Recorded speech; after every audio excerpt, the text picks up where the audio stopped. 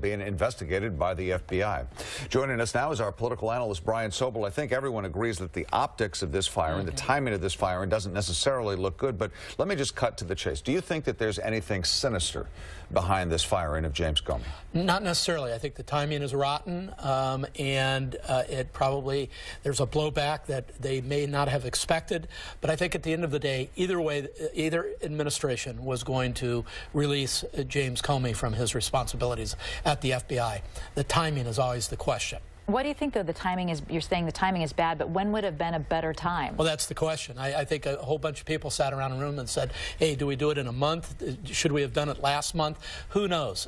It was, at the end of the day, going back to the Clinton email scandal, problematic for him, and he probably couldn't survive. But it's the issue of trust at this point. Would it have been better if they would have done the firing and then had an immediate replacement so that the next day you could come out and kind of offstep some of the pushback? Well, I think the Senate in particular would want to say, hey, we want to see the list. We want to know who's being talked about.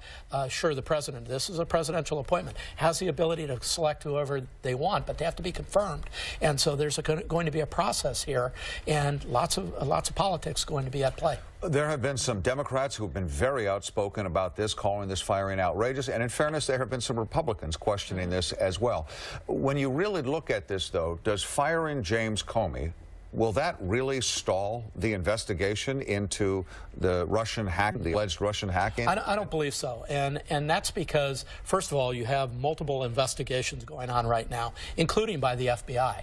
And FBI careerists, people like Rick Smith and others, they don't want to get involved in the politics of it. And I think if they find evidence of collusion or tampering or anything else, that will come to the surface.